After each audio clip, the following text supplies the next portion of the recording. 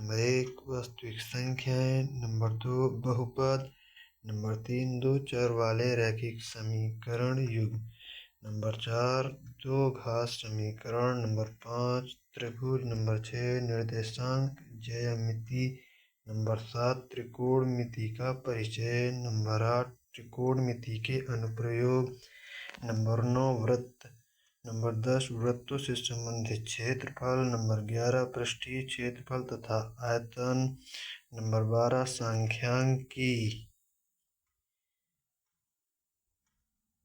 Number 13 ज्यामिति, number 14 प्रायिकता। पाठ 1 वास्तविक संख्याएं परिमेय तथा अपरिमेय संख्याओं को मिलाने पर वास्तविक संख्याएं बनती हैं। परिमेय संख्याओं को पूर्णांक, पूर्ण, प्राकृतिक, भाज्य, अभाज्य, सम, विषम आदि संख्याओं को परिमेय संख्याएं कहते हैं। सह अभाज्य यानी जब दो संख्याओं का मासा यानी HCF एक हो। इसका एक सूत्र भी होता है, पहली संख्या गुणे दूसरी संख्या बराबर मासा गुणे लासा। पाठ 2 बहुपद। रैखिक बहुपद का ग्राफ सरल रेखा होता है। द्विघात बहुपद का ग्राफ परवलयाकार होता है। द्विघात बहुपद का मात्रक रूप ax² + bx + c, जहाँ a, b, c अचर है, x चर है। माना शून्यक अल्फा, बीटा है, तो alpha + beta = b/a, alpha × beta = c/a। इसका जो स्ट्रक्चर होता है बहुपद या फिर समीकरण का द्विघात का x² - alpha + beta × x + alpha × beta = 0। पाठ 3 दो चर वाले रैखिक समीकरण युग्म। यदि दो समीकरण दिए हों तो इन समीकरण को कई विधियों से हल कर सकते हैं। विलोपन विधि, प्रतिस्थापन विधि, वृज्ज गुणनखंड विधि। यदि दोनों समीकरण में मान लें a1 b1 c1 समीकरण 1 में, a2 b2 c2 समीकरण 2 में, तो इसके 3 केस बनते हैं। नंबर 1 यदि a1/a2 ≠ b1/b2 = c1/c2, तो जो रेखाएं होती हैं वो प्रतिच्छेदी रेखाएं होती हैं तथा इनका जो हल होता है वह अद्वितीय हल होता है। केस नंबर 2 यदि a1/a2 = b1/b2 ≠ c1/c2, तो जो रेखाएं होती हैं वह समांतर रेखाएं एवं जो इनका हल होता है कोई हल नहीं होता है। तीसरा केस a1/a2 = b1/b2 = c1/c2, तो रेखाएं समपाती होती हैं तथा इनके अनेक हल होते हैं। पाठ 4 द्विघात समीकरण। माना बहुपद ax² + bx + c, तो इसके बराबर में 0 लगाने पर यही बहुपद द्विघात समीकरण बन जाता है। जैसे ax² + bx + c = 0। इसका सूत्र होता है जिसे हम श्रीधराचार्य का सूत्र भी कहते हैं, x = -b + √b² - 4ac/2a। विविक्त कर यानी d = b² - 4ac। इसके भी 3 केस होते हैं। यदि d > 0 तो धनात्मक तथा असमान मान होंगे, d = 0 तो शून्य या समान होंगे, d < 0 तो ऋणात्मक या काल्पनिक होंगे। यदि d = 0 तब मूल = -b/2a। पाठ 5 त्रिभुज। इसमें प्रमेय होती हैं जो इस प्रकार हैं। नंबर 1 थिल्स प्रमेय। समरूप और सर्वांगसम में जो अंतर होते हैं वो जो इस प्रकार हैं। पाठ 6 निर्देशांक ज्यामिति। इसका ग्राफ इस प्रकार होता है, x अक्ष, y अक्ष, -x अक्ष, -y अक्ष प्रथम चतुर्थांश में, प्लस द्वितीय चतुर्थांश में, प्लस तृतीय चतुर्थांश में, माइनस चतुर्थ चतुर्थांश में, प्लस।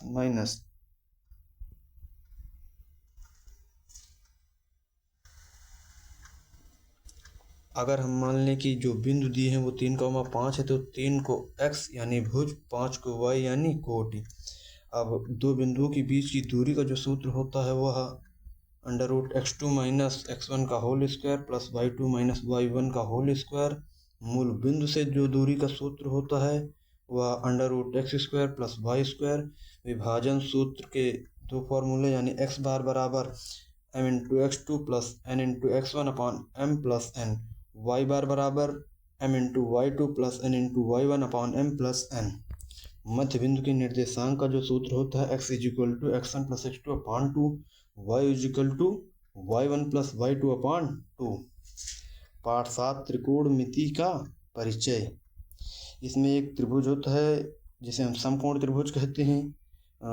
थीटा के सामने वाली भुजा को लंब कहते हैं, 90 डिग्री के सामने वाली भुजा को कर्ण कहते हैं तथा शेष बची हुई भुजा को आधार कहते हैं। थीटा के सामने वाली भुजा लंब जो इस प्रकार लिखा हुआ भी है, त्रिकोणमिति अनुपात जो कि 6 होते हैं, sine cos tan cot sec cosec. Sine को ज्या, कॉस को कोस ज्या, टैन को स्पर्श ज्या। इसको हम लाल बटे कक्का के रूप में याद भी कर सकते हैं, जहाँ एल लंब के कर्ण ए आधार, साइन को लंब बटे कर्ण, कॉस को आधार बटे कर्ण, टैन को लंब बटे आधार, कॉट को आधार बटे लंब, सेक को कर्ण बटे आधार, कॉसेक को कर्ण बटे लंब लिखा हुआ भी है। साइन इज इक्वल टू लंब बटे कर्ण, कॉस इज इक्वल टू आधार बटे कर्ण, टैन इज इक्वल टू लंब बटे आधार, कॉसेक इज इक्वल टू कर्ण बटे लंब, सेक इज इक्वल टू कर्ण बटे आधार, कॉट इज इक्वल टू आधार बटे लंब। साइन का जो उल्टा होता है वह होता है 1 अपॉन कॉसेक, कॉस का उल्टा 1 अपॉन सेक, टैन का होता है tan is equal to sine theta बटे कॉस थीटा, कॉट का कॉस थीटा बटे साइन थीटा।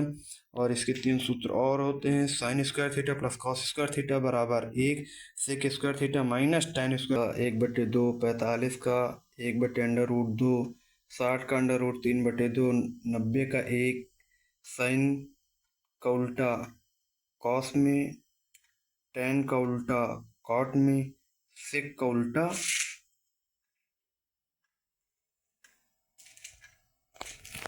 कॉसेक में। पाठ 8 त्रिकोणमिति के अनुप्रयोग। ये छोटा सा होता है, इसमें उन्नयन कोण और अवनमन कोण होते हैं, जैसा आप देख सकते हैं। पाठ 9 वृत्त। वृत्त में 3 केसेस होते हैं।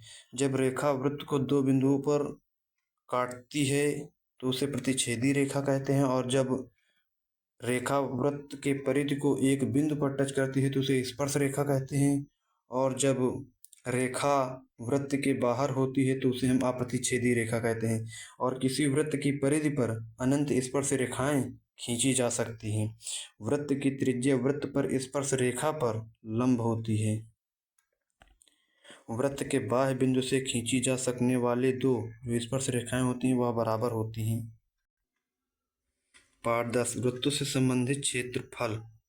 वृत्त में जो मध्य बिंदु होता है उसे केंद्र बोलते हैं, जिसको हम O से प्रदर्शित करते हैं। और वृत्त की जो सबसे बड़ी जीवा होती है उसे हम व्यास कहते हैं, और वह इसको डायमीटर बोलते हैं और इसे D से प्रदर्शित करते हैं।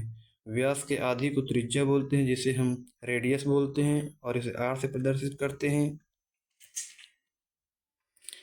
वृत्तों से संबंधित कुछ सूत्र। परिधि बराबर 2πr, क्षेत्रफल बराबर πr स्क्वायर, वृत्त के चतुर्थांश का क्षेत्रफल πr स्क्वायर बटे 4, त्रिज्यखंड का क्षेत्रफल थीटा बटे 360 इंटू πr स्क्वायर। अब वृत्त को अगर हम 2 भागों में विभाजित करें तो एक लघु त्रिज्यखंड होता है, दूसरा दीर्घ त्रिज्यखंड होता है। चाप की लंबाई का सूत्र होता है थीटा बटे 360 इंटू 2πr।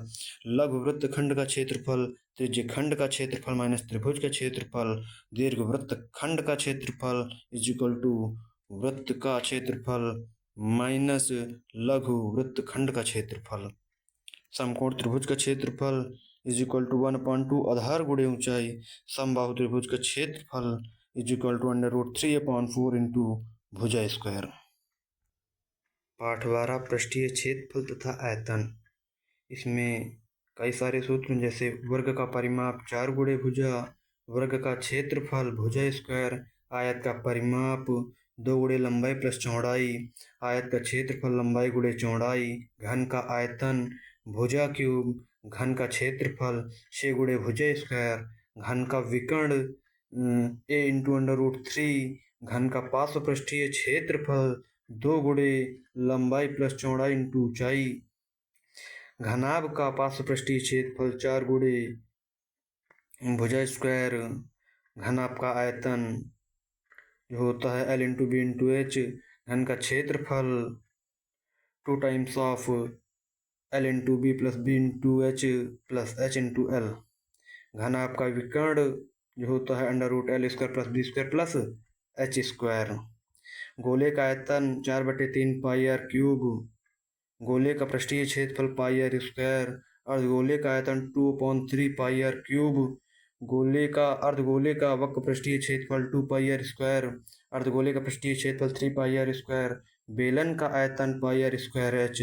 बेलन का पृष्ठीय क्षेत्रफल 2 पाई आर एच। बेलन का कुल पृष्ठीय क्षेत्रफल 2 पाई आर ब्रैकेट में एच प्लस आर। शंकु का आयतन 1/3 पाई आर स्क्वायर एच। शंकु का वक्र पृष्ठीय क्षेत्रफल पाई आर एल। शंकु का कुल क्षेत्रफल पाई आर ब्रैकेट में एल प्लस आर। शंकु की तिर्यक ऊंचाई L is equal to under root r square into h square. वृत्त की परिधि बराबर जो होता है वो 2 पाई आर। वृत्त का क्षेत्रफल पाई आर स्क्वायर। अर्धवृत्त की परिधि पाई आर। अर्धवृत्त का क्षेत्रफल pi are square upon 2। Pythagoras जो प्रमेय होती है कर्ण स्क्वायर बराबर लंब स्क्वायर प्लस आधार स्क्वायर। पाठ 13 सांख्यिकी। माध्य का सूत्र होता है पदों का योग बटे पदों की संख्या प्रत्यक्ष विधि के लिए, कल्पित माध्य के लिए, पद विचलन के लिए। अब बहुलक के लिए जो होता है वह L plus F1 into F1 minus F0 upon 2F1 minus F0 minus F2 into H। माध्यिका का विषम के लिए n प्लस 1 अपॉन 2 वां पद। सम के लिए माध्यिका का जो सूत्र होता है n अपॉन 2 वां पद प्लस n अपॉन 2 प्लस 1 वां पद अपॉन 2। पाठ 11 ज्यामिति यानी समांतर श्रेणी जो कुछ इस प्रकार है। सर्वांतर d is equal to a2 minus a1। nवां पद के लिए nवें पद को हम an is equal to l is equal to tn is equal to a plus n minus 1 into d। n पदों का जो योग होता है sn is equal to n upon 2a plus n minus 1 into d। पाठ 14 प्रायिकता। प्रायिकता यानी PE प्रोबेबिलिटी। प्रायिकता बराबर अनुकूल परिणामों की संख्या बटे कुल परिणामों की संख्या। 0